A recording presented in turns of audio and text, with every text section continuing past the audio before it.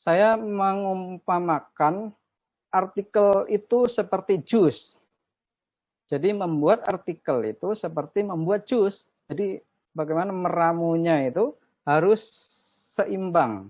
Menulis artikel yang bagus harus dilengkapi dengan bahan-bahan, cara membuatnya dengan cara yang baik juga, dengan cara yang bagus juga.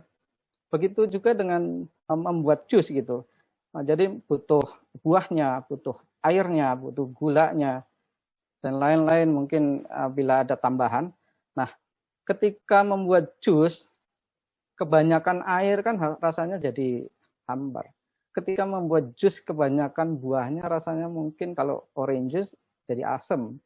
Tapi ketika membuat jus kebanyakan gula jadi manis gitu. Kalau kemanisan kan jadi diabetes gitu kan. Begitu juga dengan menulis artikel. Jadi kumpulkan informasinya dulu. Informasinya apa, kemudian dilengkapi dengan quote-nya dari, kalau di siaran pers adalah narasumber yang ingin berbagi informasi itu. Biasanya adalah ya juru bicara atau BOD atau owner atau komisaris begitu di sebuah perusahaan atau manajer begitu ya.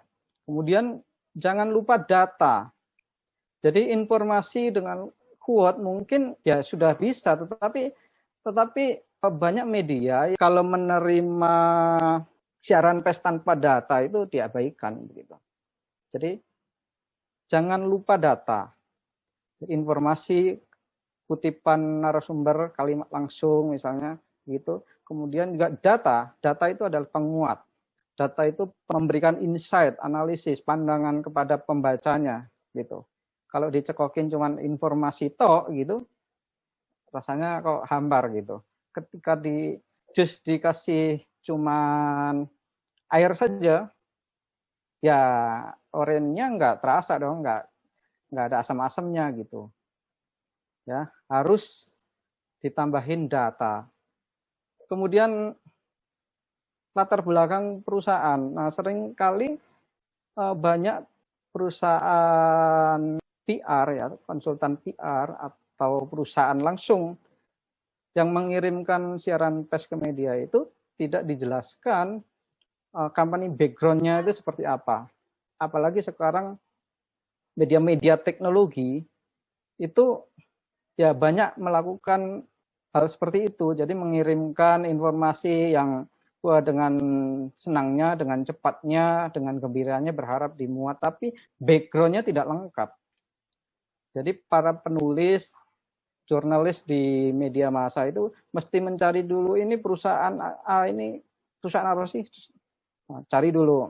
Kemudian ini anak perusahaan apa sih? Ini berdirinya kapan sih? Ini dimiliki oleh siapa? Kemudian ini base-nya di mana sih? Kantor pusatnya kalau misalnya global gitu, atau mungkin didirikan oleh siapa gitu.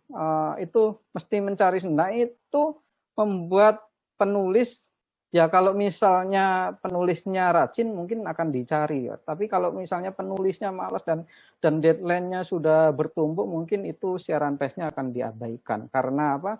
Karena pokok inti dari latar belakang perusahaan pun tidak jelas gitu. Semakin detail semakin bagus.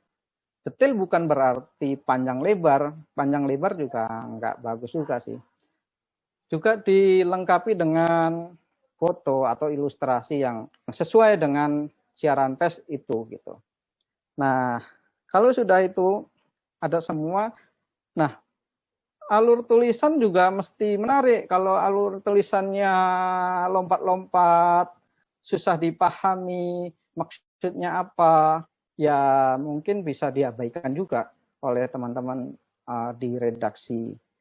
Apalagi media-media global itu sangat selektif untuk menerima atau menerbitkan siaran pers. Biasanya kalau media global itu siaran pers tanpa data itu tidak dimuat. Itu tidak jelas. Karena biasanya juga media global itu atau media yang besar nasional menulis berita itu tidak berdasarkan atau misalnya tidak plek itu langsung dimuat gitu, tapi diolah kembali, diperkuat dengan analisisnya, rewrite lah begitu ya, supaya juga siaran pers itu ketika jadi berita menjadi sangat berkualitas gitu. Jadi alur tulisannya harus menarik.